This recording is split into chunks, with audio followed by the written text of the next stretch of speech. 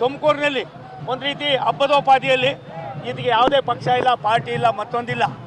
ಎಲ್ಲ ಯುವಕರು ಎಲ್ಲ ಶಾಲಾ ಕಾಲೇಜುಗಳಿಂದ ಹಿಡಿದು ಬೇರೆ ಬೇರೆ ಕೇಡರ್ನ ಅಧಿಕಾರಿಗಳಿಂದ ಹಿಡಿದು ಸಂಘ ಸಂಸ್ಥೆಗಳಿಂದ ಹಿಡಿದು ಬುದ್ಧಿಜೀವಿಗಳಿಂದ ಹಿಡಿದು ವಿವಿಧ ಹಂತದ ಪ್ರತಿಯೊಬ್ಬರು ಕೂಡ ಈ ಒಂದು ಯಾತ್ರೆಯಲ್ಲಿ ಪಾಲ್ಗೊಂಡಿದ್ದಾರೆ. ಇದೇ ಈ ದೇಶದ ವಿಶೇಷತೆ. ಇದೇ ಮೋದಿಯವರು ಈ ದೇಶಕ್ಕೆ 10 ವರ್ಷದಲ್ಲಿ ಕೊಟ್ಟಿರ್ತಕ್ಕಂಥ ಕೊಡುಗೆ. ಈ ಕೊಡುಗೆಯನ್ನು ಮುಂದಿನ ಪೀಳಿಗೆಗೆ ಪರಿಚಯಿಸ್ತಕ್ಕಂಥದ್ದಕ್ಕೆ ದೇಶ ದೊಡ್ಡದು, ದೇಶಕ್ಕಿಂತ ನಾವ್ಯಾರು ದೊಡ್ಡವರಲ್ಲ ಅನ್ನೋದನ್ನು ಎತ್ತಿ ತೋರಿಸಿದ್ದಾರೆ. ಇಂಥ ಒಂದು ಸುಸಂದರ್ಭ ಭಾರತೀಯರಿಗಲ್ಲದೆ ಬೇರೆ ಯಾರಿಗೂ ಕೂಡ ಸಿಗೋದಿಲ್ಲ.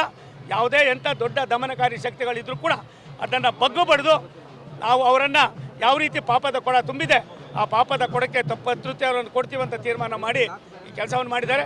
ಅದಕ್ಕೆ ನಾವೆಲ್ಲರೂ ಕೂಡ ಕೋಟಿ ಕೋಟಿ ನಮಸ್ಕಾರಗಳನ್ನು ಸೈನಿಕರಿಗೆ ಅದನ್ನು ವ್ಯವಸ್ಥಿತವಾಗಿ ಕಾರ್ಯರೂಪಕ್ಕೆ ತರ್ತಕ್ಕಂಥದಕ್ಕೆ ನಮ್ಮೆಲ್ಲರ ದಂಡ ನಾಯಕರಾಗಿರ್ತಕ್ಕಂಥ ಸನ್ಮಾನ್ಯ ನರೇಂದ್ರ ಮೋದಿ ಅವರಿಗೆ ನಾವು ಅಭಿನಂದನೆಯನ್ನು ಸಲ್ಲಿಸೋಣ, ಕೃತಜ್ಞತೆಯನ್ನು ಸಲ್ಲಿಸೋಣ.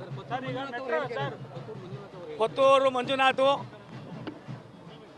ಆತ ದೇಶದ ಬಗ್ಗೆ ತಿಳ್ಕೊಂಡಿದ್ರೆ, ದೇಶದ ಅರಿವಿದ್ದಿದ್ರೆ 2 ಬಾರಿ ಶಾಸಕರಾಗಿದ್ದಾರೆ ಅನ್ನೋ ನಿನ್ನೆ ನಾನು ನೋಡಿದೆ. ನಮ್ಮ ಕಾರಜೋಳ ಸಾಹೇಬ್ರು ಹೇಳ್ತಾಯಿದ್ರು ಫೇಕ್ ಸರ್ಟಿಫಿಕೇಟ್ ತೊಗೊಂಡು ಅವ್ರು MLA ಆದರು ಅಂತ. ಅಂಥವ್ರ ಬಗ್ಗೆ ಮಾತನಾಡೋದಕ್ಕಿಂತ ಹೆಚ್ಚಾಗಿ ಅವ್ರಿಗೆ ತಕ್ಕ ಪಾಠವನ್ನು ಜನನೇ ಕಲಿಸ್ತಾರೆ.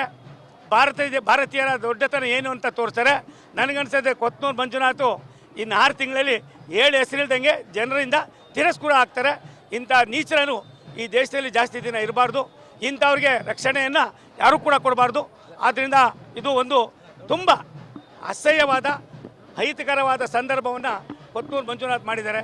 ಇದು ಅವರಿಗೆ ಶೋಭೆ ತರೋದಲ್ಲ.